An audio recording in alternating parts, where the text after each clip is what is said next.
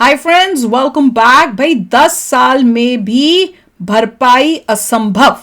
देखें क्या है। चलो वीडियो शुरू करते हैं। वीडियो शुरू करने से पहले अगर आप चैनल पर नए हो और आपने अभी तक सब्सक्राइब नहीं किया तो जल्दी से पहले सब्सक्राइब के बटन और बेल आइकन को क्लिक कर लो ताकि आपको हमारे सारे न्यू वीडियोस के नोटिफिकेशन मिल जाए जैसे हम अपलोड करें। अगर आपको वीडियो पसंद आता है प्लीज लाइक शेयर। चलिए शुरू करते हैं। नमस्कार दोस्तों, स्वागत है आपका हिंदी नॉलेज शो में। तो दोस्तों, तानाशाहों की ये बात तो आपको पता ही है कि जब भी उनके राज में या उनके देश में कोई भी चीज खराब होती है तो वो उसे कवर अप करने की कोशिश करते हैं और ये दिखाते हैं कि नहीं, इसका तो उल्टा हो रहा है, यानी कि ये चीज खराब नहीं, बहुत ही बढ़िया है। लेकिन अगर मान लो वही तानाशाह जिस चीज को अब तक छुपा रहा था अचानक से दुनिया के सामने आकर कहे कि वाकई में ही हमारे देश में ये चीज बहुत खराब है और दिन प्रतिदिन बदतर होती चली जा रही है, तो इसका क्या मतलब है क्या? तो इसका मतलब ये है कि उस देश के अंदर अब हालात हद से ज्यादा बदतर हो चले हैं और हालात हाथों से बाहर हैं और जिस चीज को अब तक खराब बताया जा रहा था वो असल में बद से बदतर है और आने वाले समय में हालात और ज्यादा खराब होंगे। लेकिन मैं कह क्यों रहा हूँ, इसका कारण है हमारे पड़ोस में भी एक तानाशाह है जिसका नाम है शी जिनपिंग। पिछले 2 सालों से चीन के आर्थिक हालात लगातार खराब हो रहे हैं, लेकिन चीन की सरकार लगातार इन्हें छुपाने में लगी हुई थी। यहाँ तक कि देश में कोई भी इस बात को अगर एक्सेप्ट करता कि हमारे देश में इकोनॉमिक हालात खराब हो रहे हैं तो उसे जेल में डाल दिया जाता या फिर गायब करवा दिया जा रहा था। लेकिन अचानक से पिछले हफ्ते एक चमत्कार हुआ। चमत्कार ये कि चीन के राष्ट्रपति शी जिनपिंग दुनिया के सामने आए और उन्होंने ये एक्सेप्ट कर लिया कि हमारे देश की इकोनॉमिक हालात ठीक नहीं है। और जैसा कि आप स्क्रीन पर देख सकते हैं, ऑफिशियल खबर है जिसमें बताया गया है कि शी जिनपिंग ने बहुत ही रेयर बयान दिया है कि हमारे देश की इकोनॉमिक हालात बहुत मुश्किल में है और इकोनॉमी बहुत बड़े ट्रबल में आ चुकी है। अब वैसे तो ये बयान 3-4 दिन पहले शी जिनपिंग ने दिया था, लेकिन जैसे ही मैंने इसे पढ़ा तो मैं समझ गया कि चीन कुछ बड़ा नुकसान कर चुका है और इनके देश की लंका अब लगने वाली है। और बिल्कुल ऐसा ही हुआ है। दरअसल इस बयान के 4 दिनों के बाद चीन से 2 रिपोर्ट निकलकर सामने आई हैं जिन्होंने दुनिया की इकोनॉमी को कहीं ना कहीं डरा तो दिया ही है। क्या है रिपोर्ट? सबसे पहली रिपोर्ट आई है चीन के रियल एस्टेट मार्केट को लेकर, जो चीन की अर्थव्यवस्था और उनकी जीडीपी का आधार रहा है। रियल एस्टेट सेक्टर में बताया गया है कि नुकसान इतना ज्यादा बड़ा है कि इसे रिकवर करने में 10 साल लग जाएंगे। कैसे? दरअसल चीन ने इकोनॉमिक ग्रोथ बढ़ाने के लिए और अपनी अर्थव्यवस्था को बड़ा दिखाने के लिए आर्टिफिशियल तरीके से जीडीपी ग्रोथ बढ़ाई पिछले 10 सालों में। वो कैसे? दरअसल इन्होंने एक के बाद एक बिल्डिंगें बनाने शुरू कर दी चीन में, अलग अलग अपार्टमेंट, अलग अलग शहर बनाने शुरू कर दिए। जी हाँ, एक पूरा का पूरा शहर तैयार कर दिया ताकि इनके रियल एस्टेट मार्केट में तेजी आ सके, दुनिया भर से अरबों डॉलर का निवेश आए और उससे इनकी जीडीपी ग्रोथ डबल तिबल हो जाए। और ऐसा ही हुआ है। दरअसल चीन के अंदर इतने घर हैं, इतने अपार्टमेंट बन चुके हैं पिछले 10 सालों में कि उन पर आज बम्पर डिस्काउंट देने के बाद भी वो बिक नहीं रहे हैं। और बताया जा रहा है कि चीन अगर आने वाले 2 सालों तक एक भी घर या एक भी मकान ना बनाए, वहां की जो डेवलपर कंपनियां हैं वो एक भी फ्लैट तैयार ना करे, एक भी ऑफिस बिल्डिंग तैयार ना करे, और जो उनके पास बने बनाए फ्लैट बिल्डिंग ऑफिसेज हैं उन्हें बेचे सिर्फ 2 सालों तक, वो भी 50% से ज्यादा के डिस्काउंट पर, तब जाकर सारे घर ऑफिस बिक पाएंगे।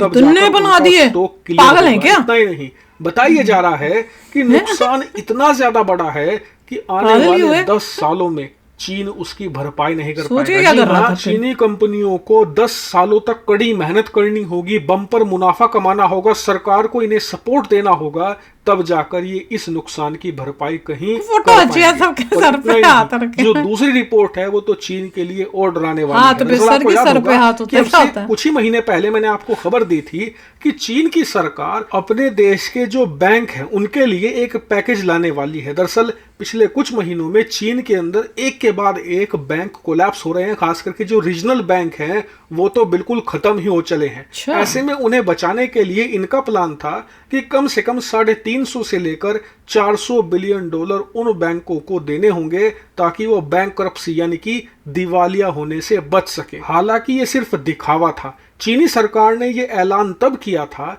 जब चीनी बैंक धराशायी हो रहे थे और उनके अंदर रखे जो आम लोगों के पैसे थे वो डूब रहे थे। ऐसे में चीन के अंदर प्रोटेस्ट हुए, दंगे भी हुए। इसी चीज को रोकने के लिए और सरकार के खिलाफ जो विरोध प्रदर्शन हो रहा था उसे खत्म करने के लिए, लोगों में गुस्सा शांत करने के लिए इन्होंने ये पैकेज अनाउंस किया था कि चिंता मत कीजिए, बैंक डूबेंगे नहीं, हम इन बैंकों को राहत पैकेज देंगे जिससे कि ये बैंक बच जाएंगे और आपके पैसे भी सुरक्षित रहेंगे। लेकिन पिछले कुछ महीनों में एक भी पैसा इन बैंकों को नहीं दिया गया था। लेकिन अब चीनी सरकार ने अनाउंस किया है कि ये बैंकों को 31 बिलियन डॉलर यानी लगभग 2.5 लाख करोड़ रुपए देंगे, जो कि बहुत कम है। क्योंकि अगर सिर्फ आम जनता की बात करें तो इन बैंकों के अंदर उनका सैकड़ों बिलियन डॉलर मौजूद है जो डूबने के कगार पर है। ऐसे में 31 बिलियन डॉलर से इन बैंकों को नहीं बचाया जा सकता। ये सिर्फ दिखावे के लिए है, जनता को ये बताने के लिए कि जी आप देख लीजिए हम तो कोशिश कर ही रहे हैं बैंकों को बचाने की। इसीलिए सिर्फ जनता को दिखाने का पैकेज है, इससे कुछ नहीं होने वाला। हालांकि मैं आपको पहले बता दूं कि ये पैकेज रिलीज हो चुका है। अब से कुछ महीनों के बाद जब इस पैकेज के रिजल्ट सामने आएंगे कि बैंक बचे या नहीं बचे, मैं आपको जेन्युइन रिपोर्ट दूंगा। अगर बचते हैं तब भी बताऊंगा, नहीं बचते हैं तब भी बताऊंगा। हालांकि इन दोनों खबरों पर आपका क्या मानना है कमेंट करके बताइएगा। Thank you very much for watching. मैं तो समझ ही नहीं आती है किस सोच से बना रहे थे घर। किसी को भी पता हो कि पहले कुछ बनाओ, बिक जाए, फिर बनाओ, फिर फ्रैंकली है कि उनका थोड़ा लॉस हुआ है, मगर इतना नहीं हुआ जिससे वो डूब जाए। हो जाए, उनकी इकोनॉमी इंडिया से 6 टाइम्स बड़ी है, 5 to 6 टाइम्स। तो हो सकता है वही तो कह रहे हैं, झूठा दिखाने के लिए कर रहे नहीं है झूठा। उनकी सिटी देख लीजिए, अगर झूठ होता तो सिटी गांव लगनी चाहिए। सिटी इतनी जबरदस्त लग रही है, at par with any city in the world. तो अगर आप उनकी सिटीज़ देखते हैं, उनका इंफ्रास्ट्रक्चर देखते हैं, आपको नज़र आता है कि वो सही है, आपके सामने सत्य है, आपको नज़र आता है। कहीं पर भी जाते हैं, हमने वीडियोस किए थे उनके गाँवों के, गांव भी आलीशान थे, गांव भी आलीशान, सिटी भी आलीशान, सारी बुलेट ट्रेन्स बैठी हुई हैं, सब कुछ इंफ्रास्ट्रक्चर बहुत बढ़िया है उनका, इसमें कोई शक की बात नहीं है। इकॉनमी में हमसे बहुत आगे जा चुके हैं, एटलीस्ट 5 टाइम्स, मतलब 500-600% आगे जा चुके हैं। ये सभी उनका ज़्यादा ओवर एक्सपेंशन होगा, थोड़ा कम हो जाएंगे। जैसे वो बोल रहे हैं उनका ग्रोथ रेट 5% होने वाला है, इंडिया का 8 होगा, तो धीरे धीरे उनकी कमी हो रही है। ऊपर से न्यूज़ आई थी कि वो लोग कह रहे हैं कि पॉपुलेशन की प्रॉब्लम आएगी, पॉपुलेशन का जो बर्थ रेट है वो भी डिक्लाइन हो रहा है, तो वो बोल रहे हैं कि ज़्यादा बच्चे करिए। तो उनका अपना ही चक्कर चल रहा है, कम करो, कभी कहते हैं ज़्यादा करो, सोचो तो ले। सिंगल चाइल्ड पॉलिसी करिए, कम कर दिया था, आप वापस बोल रहे हैं कि इंक्रीज़ करिए। तो ये सब वहाँ चल रहा है, क्योंकि मेन प्रॉब्लम वही है कि देयर इज़ नो डेमोक्रेसी। एक ही पार्टी है, वही पार्टी रूल करती है, तो क्या होगा।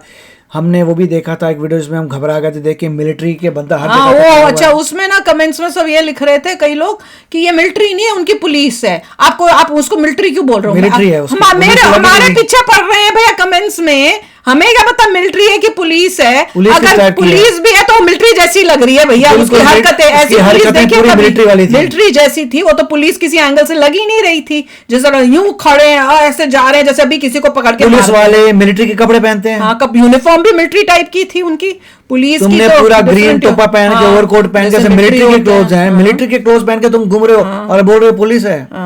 और अगर उनकी पुलिस ऐसी है तो मिलिट्री क्या होगी, हमें तो समझ नहीं आ रहा। वो तो पूरी मिलिट्री जैसे एक्ट कर रहे थे, जैसे कर्फ्यू लगाते हैं ना, जो जैसे मूवीज में दिखाते हैं कि भैया पकड़ के लेके जाना है। 10 फीट के बाद एक बंदा, एक पुलिस वाला खड़ा यूं ऐसे, वो तो इधर नहीं देख रहा, तो ऐसे ही घूर। अरे कोई खड़ा होगा इंसान तो इधर देखेगा, उधर देखेगा, नॉर्मल इंसानों की तरह स्टैचू की तरह खड़ा होगा। हमारे यहाँ पे इंडिया में या कहीं पे आप देखते हो पुलिस वाले ऐसे खड़े रहते हैं कि अभी ना इधर खड़े रहते हैं कि बात नहीं करने, कुछ नहीं करते, लोग आए ऐसे गुस्से से बस यूं खड़े, बस खड़े रहते हैं। और उसके 10 फीट एक और खड़ा है, यहाँ खड़ा है, फिर उसी तरह से उसके बाद आपको कोई 20 बंदे मार्चिंग करते हुए नजर आए, मार्चिंग कर रहे हैं स्ट्रीटों में।